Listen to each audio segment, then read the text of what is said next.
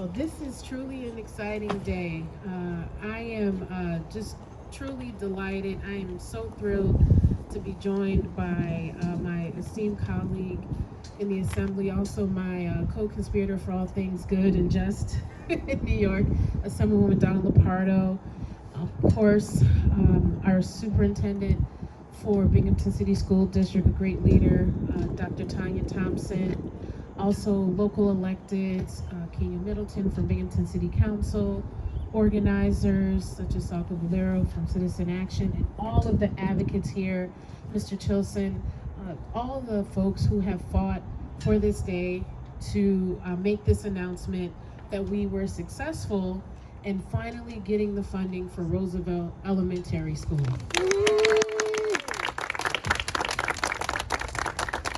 So when we were here last time talking about this legislation, the sun was definitely out and shining.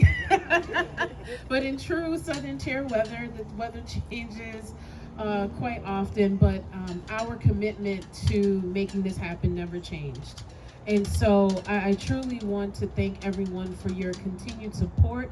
You know, one of the first things in my role as a senator, and also just being a former representative of this side of town on the north side, you know, one of the things that I always remarked and still feel very strongly is that the north side of Binghamton not only has significant needs, but there's a lot of opportunities, and there are key stakeholders that help to anchor not only the north side of Binghamton, but our community, and Roosevelt School is a prime example of that.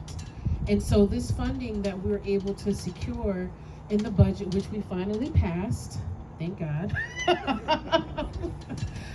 is providing very substantive and crucial funding for Roosevelt School. And it's not just simply an investment in the infrastructure for the school, it's really a testament of the investment that we need to continue to make in schools such as Roosevelt and others that anchor our communities across this great state.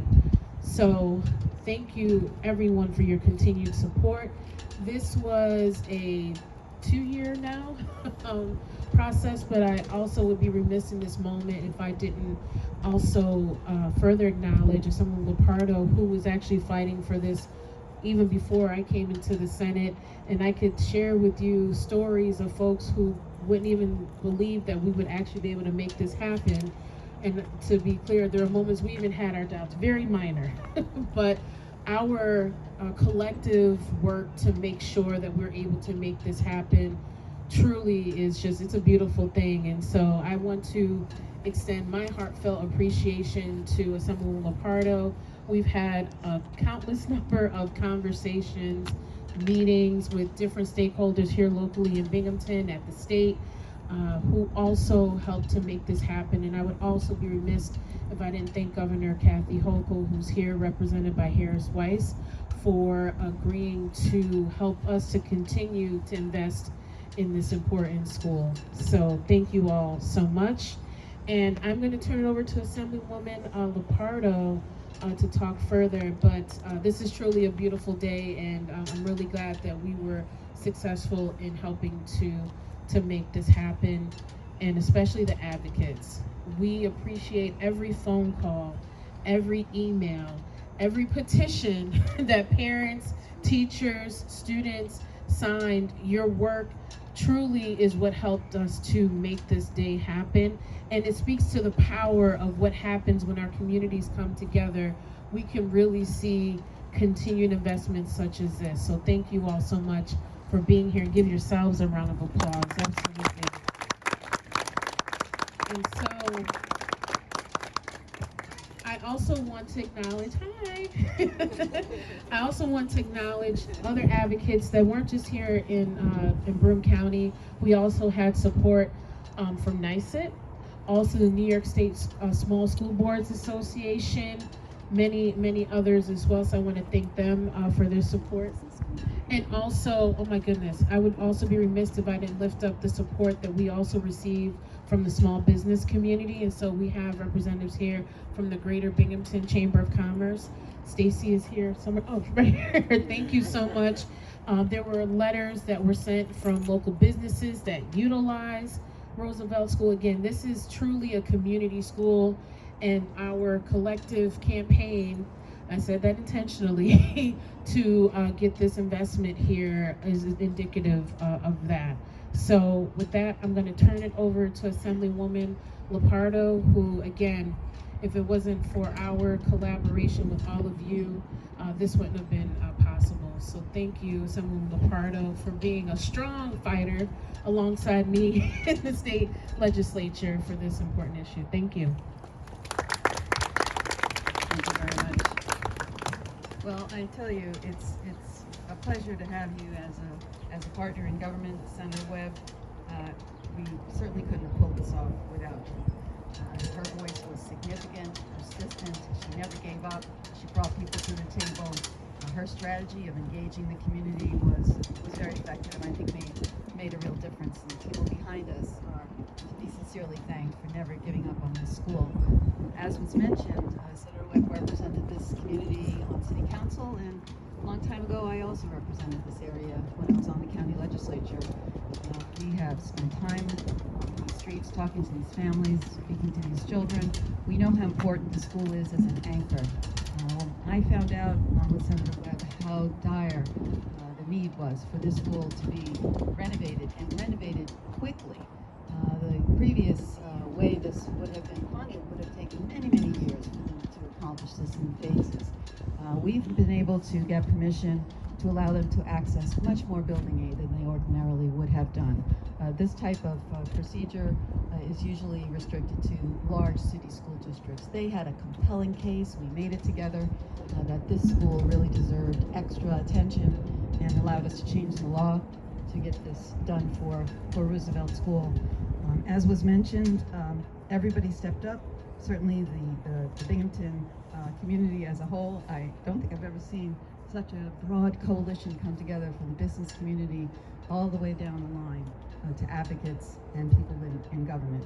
I think all of our colleagues were rooting for us on this one. They all wanted us to have to come across the finish line, and I honestly can't wait to hear about your timeline and when we can expect to see this restoration begin. So to everyone, cheers. A long fought effort, first tried in last year's state budget, then passed as standalone legislation that was vetoed by the governor in December of this year. And then we came back at it and said, your veto message said we need to sort this out in the state budget, which we tried to do the year before. But okay, fine, we're gonna put it in the state budget again. Everyone supported us, and again, finally at the 11th hour, literally, we finally got permission. So we're gonna hear from Tanya Thompson to talk about what it means for the area, the school, and then we can see some shovels of the ground. Thank you, Donna, and thank you, Leah. Again, on behalf of the Board of Education, myself, my cabinet, those who are going to be getting to work on this project, thank you to Donna and to Leah for your unwavering commitment to see this to the end. I know that if it hadn't been positive turnout, we would still be sitting here saying we're not giving up and we're going to continue to see this project happen. You know, Theodore Roosevelt Elementary, as all of our elementary, middle, and high schools, are filled with incredible students and incredible families that they represent, and our faculty as well. Couldn't be more excited to find out that this is really going to happen today. It's an incredible resource, and what makes this this project particularly unique is the resource that it is for this community on the north side of Binghamton. Theodore Roosevelt is a center for community engagement. We have a resource of a mental and physical health clinic present here on the campus. We also collaborate with many community partners to make events and engagement happen here. So I'm very excited to see that continuing to happen. The funding that someone just referenced is going to allow us to access our capital funds to upfront for two grabs of it, if you will. So typically schools are allowed to have access to capital funding for a period of 5 years. This is going to allow for 10 years of funding upfront, which is going to reduce our timeline for renovations, and that definitely deserves the round of applause. That's what was able to be accomplished. The other reason that made this unique is that Binghamton Binghamton City School District accessed stimulus funding fairly recently because of COVID, and we were able to very strategically put forth a budget these past few years to be able to move money into our capital reserve in an amount of $20 million. There is not another school district in this region that can say that they were able to do that. They didn't receive as much money, but we also were dedicated to making sure that all of our buildings are at the 21st century level for teaching and learning. And so because of that, we have a large capital reserve. So it's the combination of that capital reserve and being able to have upfront those 10 years worth of funding that's going to be allowing for this project to move forward. Having that money up front is going to be able to expedite the combination of renovation and rebuild. So what's going to be happening here, the next phase we need community support with is going to be a vote to allow us to access that capital reserve. It takes 60 days to set that up, so unfortunately we're not going to be able to do that with our May typical vote, but we will look at an ideal time to have that happen in the next couple of months.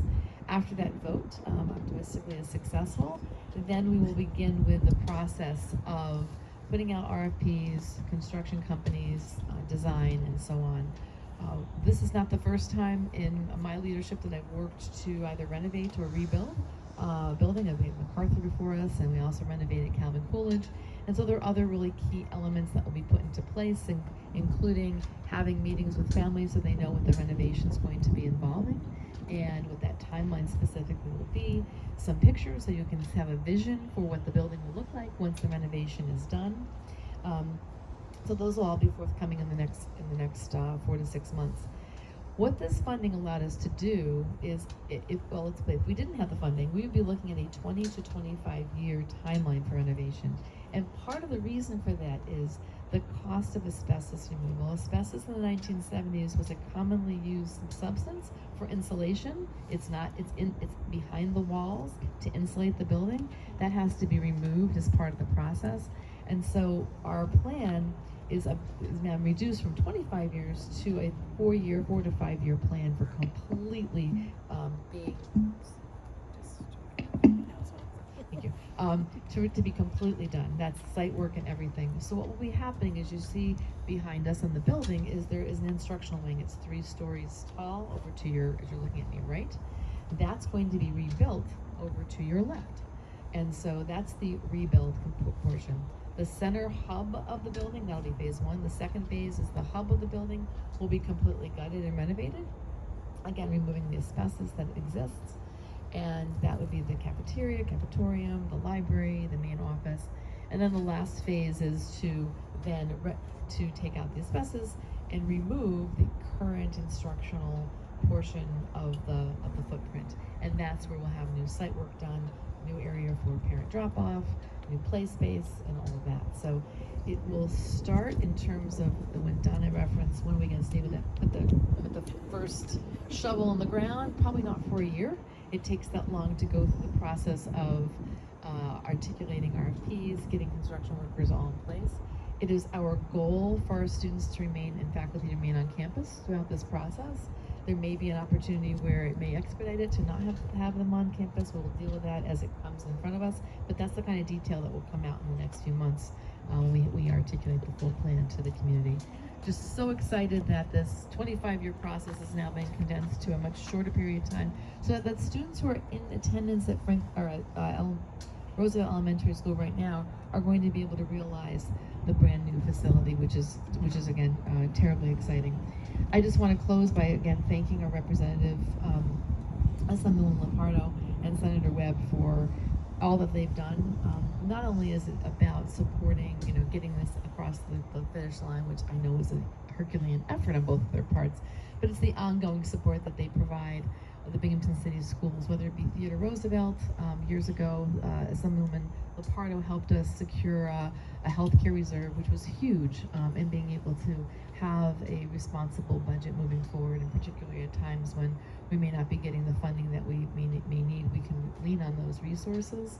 That was critical, and I know, even though she just mentioned this might be the last ask of my superintendency, I assure you it won't be likely for other things that won't necessarily be as Herculean. But I appreciate the ongoing support because they are true partners with the school district, so thank you. I know that on behalf of the families in this community, that when I say that we are so incredibly grateful for your efforts, it's really heartfelt and runs very deep. Thank you. Any questions? Yeah, I just have a couple. How much funding is going into this project, and also what kind of impact do you feel like it's going to have for students and faculty in the school? Sure. So as I mentioned, right now, these are the rough numbers. Of course, once we have the final design, we'll have the final numbers, which will go before the voters. The project that we're looking at is around $52 million in total. The funding that's coming up front, those 2 years of capital funding. When I say capital funding, it means it's money that comes back to us. That's why that's critical. And then we have the $20 million in our reserves right now. And we anticipate having, at the end of this year, being able to put some more dollars there. So that's the total funding package. In terms of instruction, I mean, when the building was built in 1970, it was built with 1970 in mind. You can see many entrances to the building because back then kids went home for lunch. It was an hour lunch. They could do that. Families could come in. Over the years, that has changed, right? We keep students on campus. Instructionally, our classrooms are not the size where if we were to unfortunately go through another a pandemic like COVID, many districts in this area had newer buildings that had larger size classrooms. Those larger size classrooms could accommodate a 3-foot space between students. We couldn't. So when that happened, we had to have alternate days or go fully remote because of that. So the new building is definitely going to be able to adjust for that because the largest new portion is the instructional wing where that's going to happen. We also designed buildings back then as classrooms, right? This building provides interventions academically and social emotionally. There's space needed for the social workers. The clinic will get a totally new look. We're optimistic that we could join partners with the food bank of the Southern Tier and perhaps have a space where we can have available food for families. We put that in over at Franklin Elementary School. We did the renovations, so again to kind of expand the resources that are already existing. So lots of great things to come. Can you tell us a little bit more about the process of the vote? Is this a citywide vote, the school district? Just so we get it right. Sure. So the vote for the capital funding, it'll function just like our school budget vote. And so, ideally, we typically will have them around that time, or when we've had other capital votes, they have been in the November, December timeframe.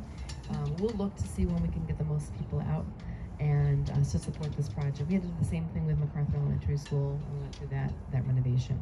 And it's really just looking for the voters to approve the use of the capital funds towards this project.